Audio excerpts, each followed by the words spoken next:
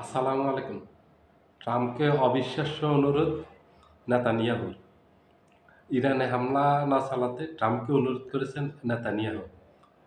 এটা তো অবিশ্বাস্য। এটা এক্কেবারে অকল্পনীয় যে ইসরায়েল এক পায়ে খাড়া থাকে যেকোনো সময় ইরানকে ধ্বংস করে দেওয়ার জন্য। ইরানের উপর শুধু হামলা চালানো না, ইরানকে এক্কেবারে নিশ্চিহ্ন করে দেওয়ার জন্য।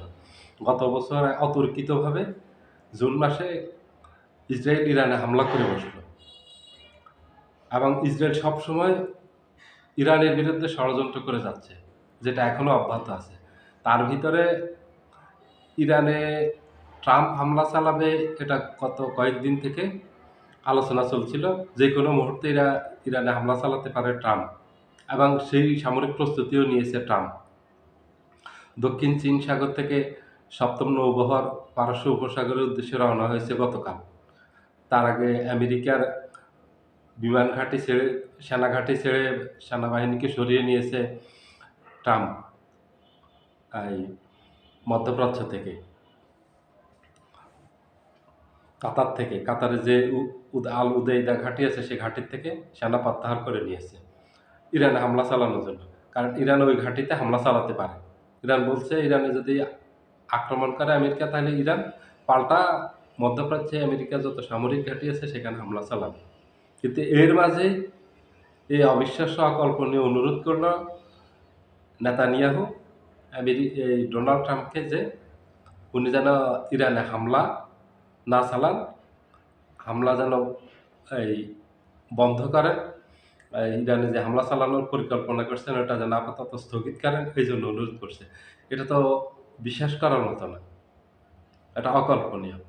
এই রিপোর্টটা করেছে দ্য নিউ ইয়র্ক টাইমস পত্রিকা। ওরা সবসময় নির্ভরযোগ্য তথ্যই দেয়। নিউ ইয়র্ক টাইমস এটা বিখ্যাত একটা পত্রিকা, বিশ্বব্যাপী এটার একটা সুখ্যাতি আছে।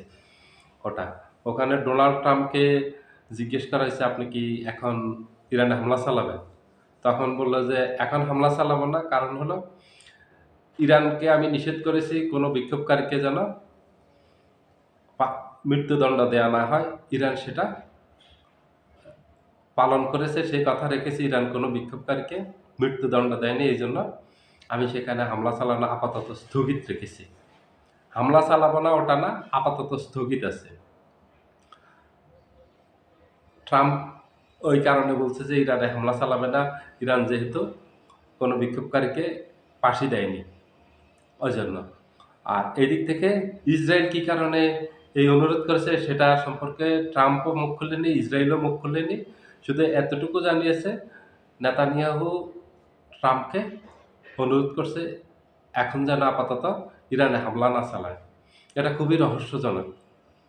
আমেরিকা ইসরায়েল এক হয়ে আছে যে কোনো সময় ইরানের পতনের জন্য।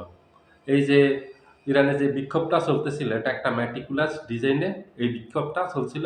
এটা অর্গানাইজড করছে ইসরায়েল এবং তাদের মোসাদ, এবং এটা অর্গানাইজড করতে তারা একটা ডিজিটাল প্ল্যাটফর্ম তৈরি করছে, যে প্ল্যাটফর্মের মাধ্যমে তারা ইরানে হামলা চালাবে এবং এই বিক্ষোভকারীদের অর্গানাইজড করবে ডিজিটাল। এটা আবার প্রকাশ করে দিয়েছে কানাডার টরন্টো বিশ্ববিদ্যালয়ের একটা গবেষণা প্রতিষ্ঠান এটা পেয়েছে, যে তারা এটা প্রকাশ করে দিয়েছে।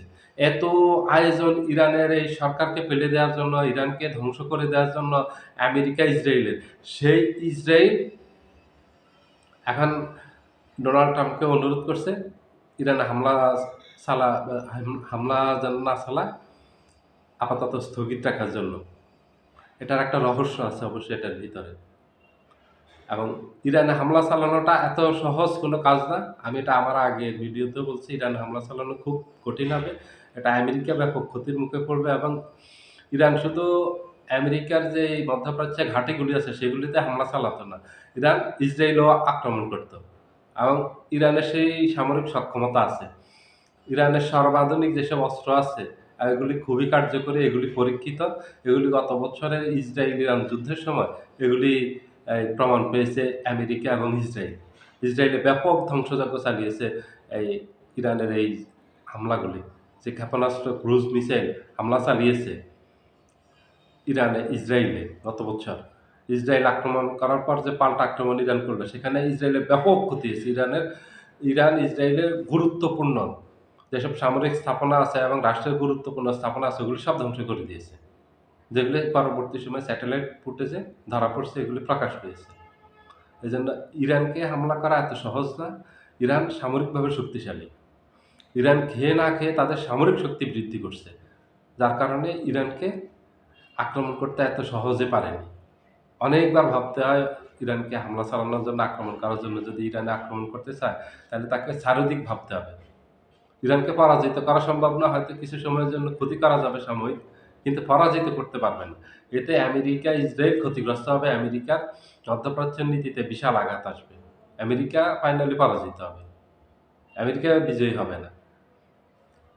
আমেরিকা আফগানিস্তানেও বিজয়ী হতে পারেনি। ইরাকেও বিজয়ী হতে পারেনি। কিন্তু ব্যাপক প্রাণহানি, প্রাণহানি ঘটছে, ব্যাপক সম্পদের ক্ষতি হয়েছে।